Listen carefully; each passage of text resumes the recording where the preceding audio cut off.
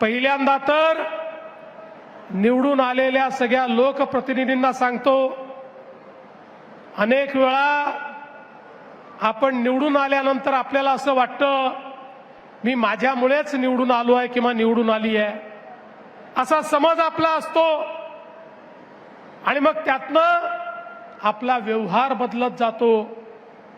एक गोष्ट सगळ्यांनी लक्षात ठेवा, लोक जसं तुम्ही केलेला विकास पाहतात तसं लोक तुमचा व्यवहार काय आहे हा देखील पाहतात।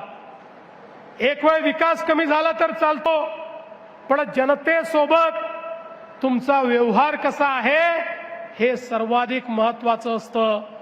जनतेला विश्वास वाटला पाहिजे की भलेही एखादं काम होणार नाही, पण भारतीय जनता पक्षाच्या लोकप्रतिनिधीकडे आम्ही गेलो, आम्हाला सन्मान मिळेल, आमचं म्हणणं ऐकून घेतलं जाईल आणि आमच्याकरता प्रामाणिक प्रयत्न केला जाईल, अशा प्रकारची भावना जनतेमध्ये तयार झाली पाहिजे। आणि म्हणून निवडून आलेल्या एकेका लोकप्रतिनिधीला सांगतो, या ठिकाणी भाजपची परीक्षा मोदीजींनी काय काम केलंय याच्यावरनं तर होणारच आहे, पण त्यासोबत स्थानिक व्यवहार कसा आहे याही माध्यमातून या ठिकाणी होणार आहे।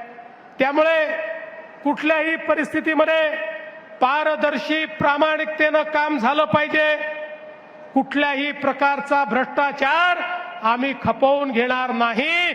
या ठिकाणी एखाद्याला पदावरनं काढावं लागलं किंवा एखादं पद हातात नाही गेलं तरी हरकत नाही। लोकांनी पारदर्शी प्रामाणिकतेने काम करण्याकरता आपल्याला निवडून दिलेलं आहे। त्यामुळे लक्षात ठेवा, तुमच्या प्रत्येक गोष्टीत देवाभाऊ तुमच्या पाठीशी आहे, पण चुकलात तर चुकीला माफी नाही, हे देखील या ठिकाणी लक्षात ठेवलं पाहिजे।